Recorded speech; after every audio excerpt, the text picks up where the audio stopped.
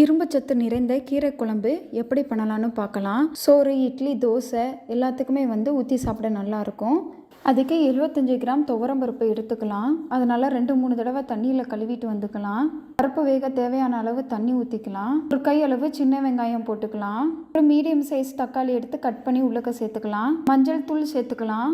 அவ்வளோதான். குக்கரை க்ளோஸ் பண்ணி ஒரு 4 விசில் விட்டுக்கலாம். இங்கிட்ட ஒரு கட்டு கீரை எடுத்துக்கலாம். நான் சிறுகீரை தாங்கன்னு சொல்லி கேட்டேன். அவங்க இது கொடுத்துருக்காங்க. எனக்கு இது சிறுகீரையானே டவுட்டாக இருக்குது. நீங்கள் எந்த கீரைன்னு சொல்லி கமெண்ட் பண்ணுங்கள்.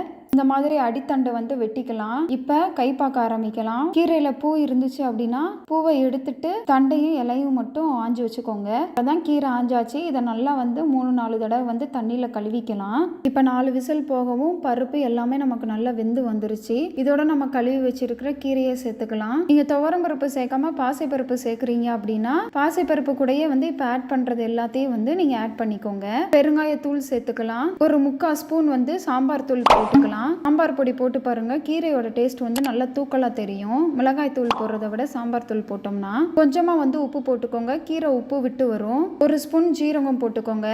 கொஞ்சமாக தண்ணி ஊற்றிக்கோங்க. கீரை தண்ணி விட்டு வரும். எல்லாத்தையும் ஒரு தடவை நல்லா கலந்துட்டு குக்கரை க்ளோஸ் பண்ணி ஒரு 4-5 விசில் விட்டுக்கலாம். இப்போ குக்கரை ஓப்பன் பண்ணோம் அப்படின்னா பாருங்கள், சூப்பராக நம்மளுக்கு எல்லாமே ஒன்று போல் வெந்து வந்துருச்சு. கீரை மத்து வச்சு கடைய கஷ்டமாக இருக்குது அப்படின்னா இந்த மாதிரி ஸ்மேஷர் எடுத்தே கையை வச்சே நல்லா அடியிலேருந்து கடைஞ்சி விட்டுக்கலாம். நம்மளுக்கு கீரை பருப்பு எல்லாமே ஒன்று போல் கடைஞ்சி வந்துருச்சு. இப்போ கீரை குழம்பு தாளிச்சுக்கலாம்.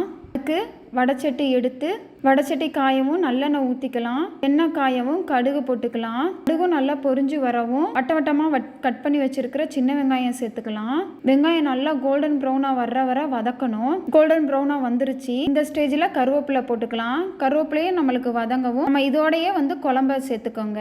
குழம்ப சேர்த்துட்டு ஒரு 2 நிமிஷம் அடுப்புலேயே சிம்மில் விட்டுருங்க.